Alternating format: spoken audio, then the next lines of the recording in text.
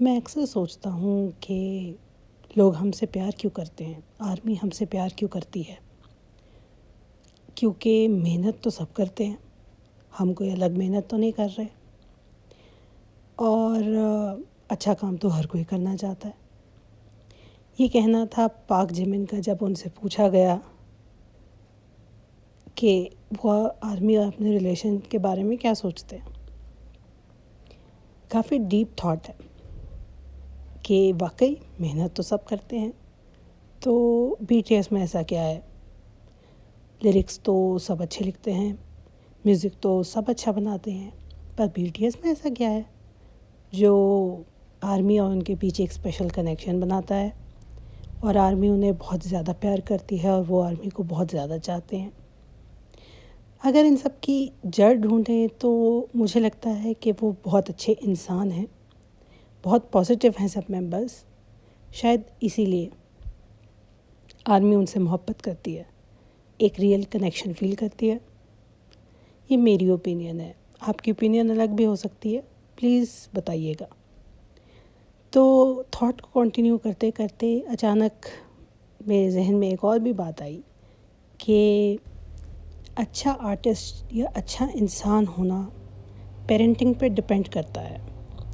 BTS के parents लगता है बहुत ही अच्छे हैं, या उनकी जो टीनेज में ट्रेनिंग शुरू हुई उसमें उनके ऊपर इतने टफ़ हालात गुज़रे कि उन्होंने एक दूसरे में पेरेंट्स ढूंढने शुरू किए, और जो कि सबसे बड़े थे उन्होंने माँ का किरदार और आरएम जो लीडर हैं, हालांकि वो भी उम्र में छोटे हैं, लेकिन उन्होंने बाप का किरदार अदा किया। और इस तरह ये एक फैमिली सी फील होती है। मैकनेलाइन क्योंकि वो छोटे हैं तो लाडले भी रहे हैं, डांट भी खाई है, सख्ती भी सही है, लेकिन चूँकि बड़े हुंग लाइन साथ थी तो उन्हें वो सख्तियाँ उस तरह से महसूस नहीं हुई होंगी, ये मैं उम्मीद करती हूँ। क्योंकि जो टफ़ हालात उन्होंने देखे, एक कंपनी जिसमें इतना पैसा नहीं है, एक मीडिया जो आपको सपोर्ट नहीं करती, अमेरिकन हसल जो एक कल्चरल शॉक की तरह इन लड़कों की ज़िंदगी में आई, जबकि ये सब छोटे थे, नाइव थे, नए थे इस सब के लिए। फिर भी ये सब सरवाइव कर गए, शायद इसलिए कि इन्होंने एक दूसरे में अपना वो डीप सपोर्ट सिस्टम और डीप कनेक्शन ढूंढ लिया था, और एक मकसद था जो उनकी ज़ात से भी बड़ा था। कामयाबी का मकसद, अपना पैगाम लोगों तक पहुंचाने का मकसद, अपने आप को मनवाने का मकसद। शायद ये इतना बड़ा हो गया था कि वो टीनेजर्स, वो छोटे लड़के अपनी सारी मुश्किलें भूल के सिर्फ इस एक ऐसे एक दूसरे से जुड़ गए कि फैमिली सी फील होने लगी। उन्होंने एक दूसरे में पनाह पाई, उन्होंने एक दूसरे को अपने मसाइल बताए, एक दूसरे में ही वो हल तलाशा। शायद जिमिन की वार्म पर्सनालिटी भी शायद इसी वजह से है कि वो समझते हैं, महसूस करते हैं। इसलिए जब भी कोई अपसेट होगा आप जिमिन को देखेंगे कि वो सबसे पहले वहाँ मौजूद होंगे, हक करेंगे, प्यार करेंगे, और उसका इजहार करने में वो शर्माते नहीं हैं। दिखता है उनका और तेयंग का आपस में बॉन्ड, प्यार, उनका और नामजू उनका आपस में एतबार, ये दिखता है। मेरा ख़्याल है इन सब ने एक दूसरे में गाइड, मकसद, पेरेंट्स सब ढूंढ लिया। इसलिए ये इन सब से ऊपर उठ के अपने मकसद में बहुत कामयाब हुए। ग्लोबली आज बीटीएस एक बहुत बड़ा नाम है। ये सब बातें शायद इसलिए काउंट करती हैं कि इन्होंने एक दूसरे में अपना सब कुछ ढूंढ लिया था शायद। और इनके कुछ लिरिक्स में भी ये झलकता है कि जब ये परेशान थे, दुखी थे, तो अपना जो दर्द है वो उन्होंने लिखने की सूरत में, राइटिंग की सूरत में, पोइट्री की सूरत में दूसरों तक पहुंचाने की भी कोशिश की, और कथासिस भी है एक तरह का। शुगा की पर्सनालिटी देखें, वो 13 साल की उम्र में घर से भाग गए थे। खाने और म्यूज़िक सीखने के बीच में उनको चूज़ करना था, तो उन्होंने म्यूज़िक सीखना चूज़ किया, मील स्किप किए, हार्ड वर्क किया।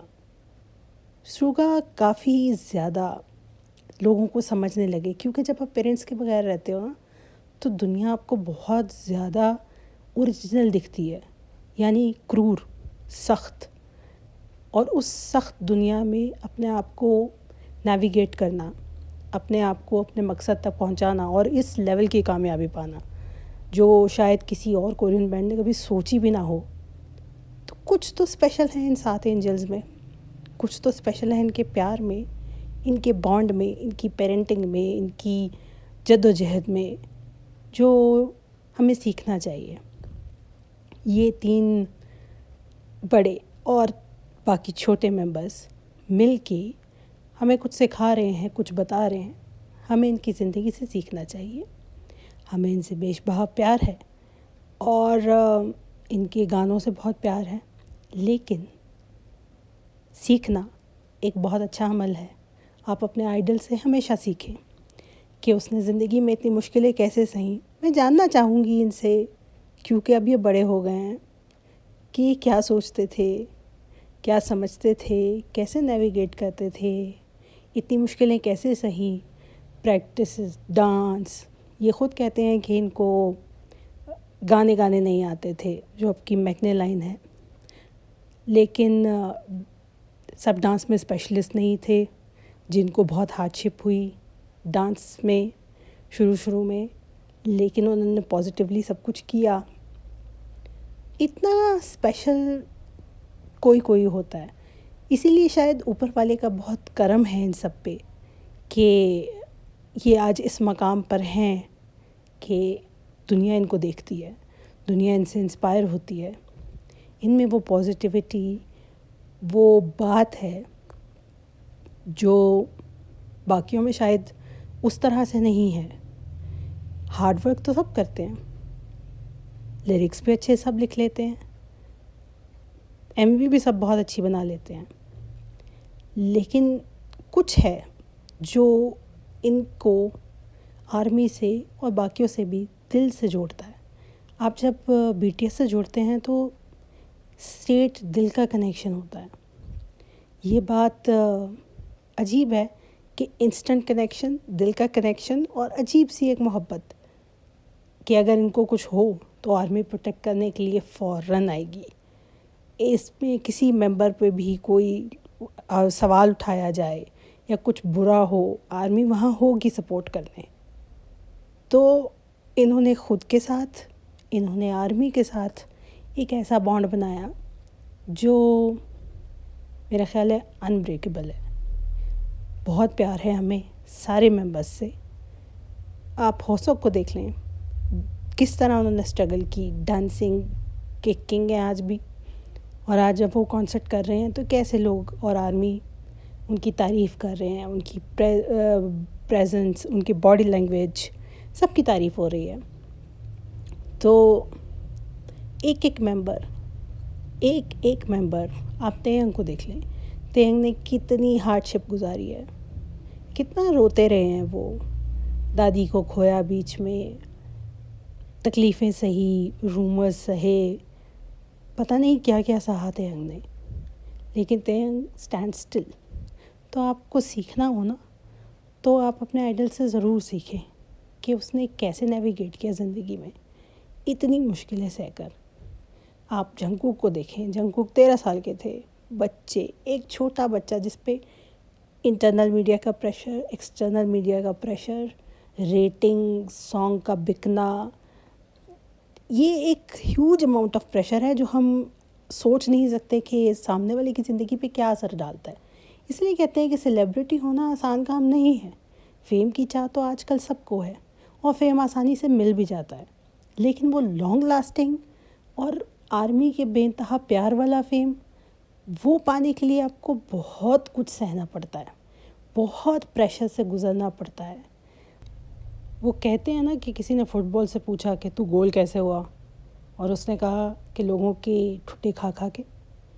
तो समाज बहुत सख्त है, बहुत रवैये लोगों के ख़राब हैं। उसमें जहाँ आपको कोई सपोर्ट नहीं है और आप एक टीनेजर हैं जो हसास होता है, जो वनरेबल होता है, उसमें ये सब करना, अचीव करना समाज को सुधारना, आपके नाम की चैरिटीज़ चल रही हों, आपकी सालगिरह पे लोगों को डोनेशंस मिल रही हों, सोचें कितनी दुआएं बटोरते होंगे ये लोग। कितना एहसास है जो इन लोगों में है कि हम लोगों की मदद करें। बड़ी बात है, ये बहुत बड़ी बात है। कितने ही लोग और ऐसे होंगे जो अपनी सालगिरह पे लोगों को चैरिटी करते होंगे। कितने ही लोग ऐसे होंगे जो इस तरह दुआएं समेटते होंगे। कितने ही लोग ऐसे होंगे जो इतना नरम दिल रखते होंगे। मेरे ख़्याल में ये सातों के सातों यूनिक पर्सनालिटीज़ एंजल हैं। म्यूज़िक को और लिरिक्स को कभी कभी बियॉन्ड भी देखना चाहिए। इनके लिरिक्स चीख चीख कर बताते हैं कि जब इन्होंने स्ट्रगल्स की तो अब वो नहीं चाहते कि दूसरे भी उन्हीं स्ट्रगल्स से गुजरे। वो उन्हें गाइड करना चाहते हैं, वो उन्हें संभालना चाहते हैं, वो उन्हें अपनी तरफ से प्यार देना चाहते हैं। वो नहीं चाहते कि जो उनके साथ हुआ वो दूसरों के साथ हो। ये मेरा ओपिनियन है, क्योंकि मैंने जब भी इनके इंडिविजुअल इंटरव्यू सुने हैं, इनमें ये अच्छाई देखी है कि वो नहीं चाहते कि कोई और भी उस तरह स्ट्रगल करे। इसलिए जब वो कहते हैं ना कि BTS पेव्ड द वे, तो गलत नहीं है। आज कितने ही कोरियन बैंड हैं जो इंटरनेशनली सुने जा रहे होंगे, कितने ही यंगस्टर हैं जिनको आसानियाँ मिल रही होंगी, अच्छी कंपनीज़ मिल रही होंगी, जस्ट बिकॉज़ इन्होंने बहुत मेहनत की, जस्ट बिकॉज़ इनको देख के लोग इंस्पायर हुए, जस्ट बिकॉज़ कंपनियों ने देखा कि अगर आप टैलेंट को सपोर्ट करेंगे तो आप एक BTS बैंड बना सकते हैं। ये सब चीज़ें इनकी मेहनत, अनथक मेहनत कहना चाहूँगी मैं इसे, उसकी बदौलत हुआ। कितने ही लोग इन्होंने इंस्पायर किए, मोटिवेट किए। आपको पता ही है कि साउथ कोरिया में क्या सुसाइडल रेट है। लोग कितने ही नाउम्मीद हैं अक्रॉस द ग्लोब। यंगस्टर्स कितने नाउम्मीद हैं, छोटी छोटी बात पे उम्मीद हार जाते हैं और इतना सिवियर कदम, अपनी ज़िंदगी को ख़त्म करने का कदम उठा लेते हैं। तो इस मामले में इनके लिरिक्स बहुत हिम्मत देते हैं कि ज़िंदगी को जियो, अपना एक मकसद बनाओ, उस मकसद को पाओ, फिर एक ऐसी राह चुनो जो तुम्हें खुशी दे। पैसा तो फिर बाय प्रोडक्ट है, वो तो आ ही जाता है। जब आप अपने पैशन को फॉलो करते हैं तो मनी आपको फॉलो करती है। वो 3 इडियट्स में रैंचो ने क्या खूब कहा था कि एक्सीलेंस हासिल करो, सक्सेस झक मार कर पीछे आएगी। तो 3 इडियट में आमिर खान का ये डायलॉग इनके ऊपर एप्लीकेबल लगता है कि अगर आप अपने पैशन को अच्छे से फॉलो करें तो सक्सेस एंड उसकी बाय प्रोडक्ट मनी दोनों आपके कदम चूमेगी और आप तारीख़ में एक अच्छे और सुनहरे अल्फाज में अपना नाम लिखवाएंगे। अगर आप पॉजिटिव रहेंगे, अगर आप मेहनत करेंगे तो आपकी मेहनत कभी रायगा नहीं जाएगी।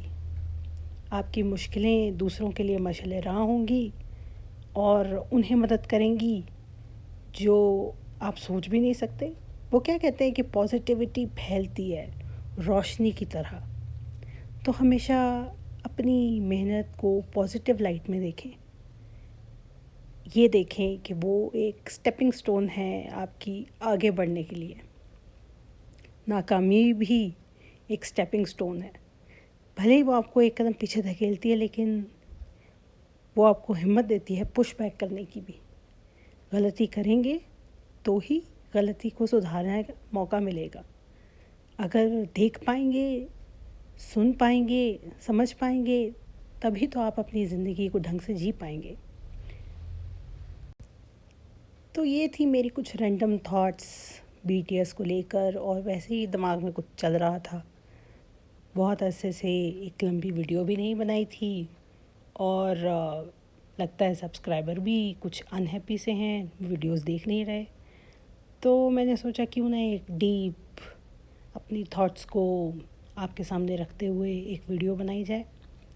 उम्मीद है आपको ये वीडियो पसंद आई होगी। आप इसे देखेंगे, शेयर करेंगे, लाइक करेंगे और लोगों को सब्सक्राइब करने में हिम्मत मिलेगी। Come on, you can press the subscribe button, you can do it.